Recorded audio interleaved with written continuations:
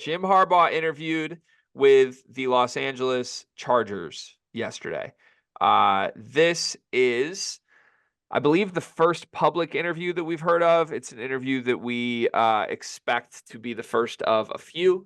There's been rumors of him to other destinations in the NFL as well, Las Vegas being one. For a while, there were Chicago rumors. There had been Seattle rumors. I don't know where any of that's going, but the Chargers seem like the most pointed possibility right now. John U. Bacon. First time I think we've ever referenced that name on this show. John U. Bacon. Is that a real person? Yeah, he's like a Michigan. He's an author, and he's a Michigan. I'm going to try and choose my words carefully for any of our Michigan audience that finds this, but he's a Michigan fan and an author who sometimes operates as a Michigan insider / reporter. He had a tweet in the last 12 hours that says this: the Harbaugh-Michigan negotiations are at an impasse, at least for now. It isn't money, plenty there, but the clauses, what should be covered by immunity, example, cheeseburgers, and whatnot. Therein lies the rub. Stay tuned. First off, thank you for such a cryptic, lovely tweet there. Therein lies the rub. Fantastic. Second off, do you buy this at all? Do you buy that there's an impasse here where Michigan is refusing to grant certain negotiated things that Jim Harbaugh is seeking for or to stay at Michigan, and Michigan won't grant them? I don't buy that at all. I don't. I think that coming off the year that he had, doing what he did for Michigan this year, I don't see why something like that would be the holdup. The only holdup would be like a money year thing. I think everything else outside of that, like what he wants to do and how he wants to operate, there's no way that's the actual holdup. Yeah, and I think the money's been there, right? There were rumors of the 10-year extension and money being there. Two things for me on this. I think it's hilarious how often, I think this is kind of heavier at Michigan, but I think it happens at a lot of different college universities and how people cover sports. It's hilarious to me how people can make news out of no news. Like they're literally, this update is that John U. Bacon knows nothing, but he's presenting it as if it's news that he knows, that he's sharing with people. And the update is like nobody knows what's going on. And Michigan does it better than anybody I've seen. Like, we don't know what's happening, but this is what we know. You don't know shit. Just say you don't know shit. Michigan State has had this happen at times with the way they cover the football program as well, with all the chaos in the past couple of years. But it just happens all over the place, and it frustrates the hell out of me. Like, you don't have to pretend you're newsbreakers when you don't have news. My read on this situation is Jim Harbaugh is a weird man. He's a weird individual who, for a variety of reasons, loves being at Michigan, the brand, the place he played. He has a lot of love for Michigan and what Michigan means. I don't think he loves the people he works for. I don't think he loves the way the administration has handled anything. And I think that's obvious. I think it's been obvious this whole time.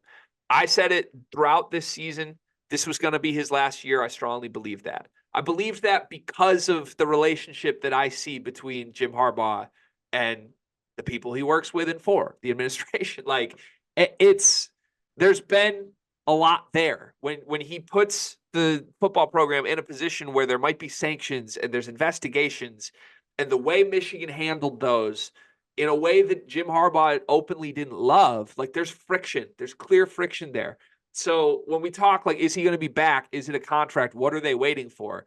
The reason why there's such a big question mark here is something that's not changing. Jim Harbaugh is happy at Michigan. He's unhappy with the people he works for. That's not changing.